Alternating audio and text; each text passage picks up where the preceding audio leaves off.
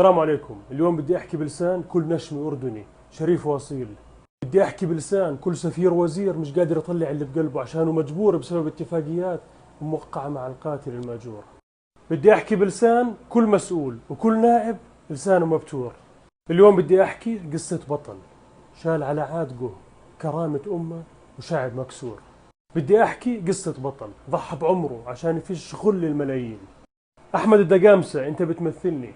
أحمد الدقامسة أنت بتمثل غالبية شعب كان يستنى هذا اليوم وكله فرح وهيص اليوم بطلعتك بالسلامة. يا دقامسة أنت شرفت شعب. يا دقامسة أنت خوفت عدو وذكرته بحرب الكرامة اللي عمره ما راح ينساها. يمكن أعز الناس عقلوبنا يموتوا وننساهم، بس أنت يا دقامسة 20 سنة والله ما نسيناك. صدقني اللي حكمك 20 سنة ما ظلمك، لأنه ما بده البطل يموت وينعدم، بده بطل يعيش ويحيي شعب بأكمله. وأنا اليوم بدي أرد على كل حدا طلع وقال عنا قاتل ومجرم وإرهابي، وبدي أرد على كل حدا حاول يسرق منا الفرحة وينغص عليك بيوم حريتك. الدقامسة قتل اللي قاعدين يقتلوا إخواننا وأهلنا بفلسطين. الدقامسة قتل اللي قاعدين يذبحوا ويقتلوا أطفال غزة. هو قتل اللي اغتصبوا نسائنا بالضفة. هو قتل اللي بينتهكوا حرمات المسجد الأقصى كل يوم وليلة. هو قتل اللي ذبحوا الشهيد الزعيتر بدم بارد. هو قتل اللي طخوا الشهيد العمر بلا رحمة. هو قتل اللي حابسين النشامة الأردنيين والفلسطينيين والعرب عشرات السنين بسجونهم بلا أحكام وحارمينهم من حريتهم. هو قتل اللي حابسين الأطفال وحابسين الطفل البريء المناصرة. هو قتل اللي نحروا شريفات فلسطين بالشوارع بدم بارد وبدون أي رحمة. هو قتل اللي اغتالوا كل فلسطيني بعد ما أنهى سنوات محكوميته بيوم حريته قبل ما يشوف أولاده.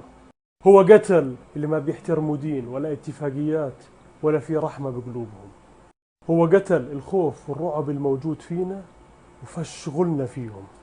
هذا البطل بيمثل كل عربي أصيل. هذا البطل بيمثل أمة مغتصبة. هذا البطل بيمثلني وبيمثل كل واحد فيكم شريف وأصيل. عشان هيك ما بدنا نشوف أفواه قطط وأرانب تهاجم أسد خرج من عرينه اليوم. كلنا أحمد الدقامسة. أحمد بيمثلنا، أحمد منا وبنفتخر فيه وبنرفع في راسنا. عارف يمكن في كثير منكم نفسه يحكي اللي حكيته، بس يمكن خايف أو حاسب حساب بكرة. بس صدقوني أحمد بشرف ما بعر. وقديش بتمنى يكون في دعم لأحمد من رجال الأعمال الأردنيين الغيورين على بلدهم، خليه يعيش حياة كريمة بسنوات عمره المتبقية. ويا ريت اللي حافظوا على حياة أحمد 20 سنة وهو معتقل يحموه من غدر المتربصين الأقزام المجرمين. أحمد بيستحق كثير لأنه قدم كثير، ويا الله شو مبسوطين لما نشوف الآلاف النشامة الأردنيين بتوافدوا على بيته عشان ياخذوا صور تذكارية مع هذا البطل. فاللي عنده كلمة خير وكلمة كويسة بحق أحمد يحكيها، واللي عنده كلمة عاطلة بحق أحمد يروح يشرب من البحر الميت وعمرين ولا ارتوى إن شاء الله.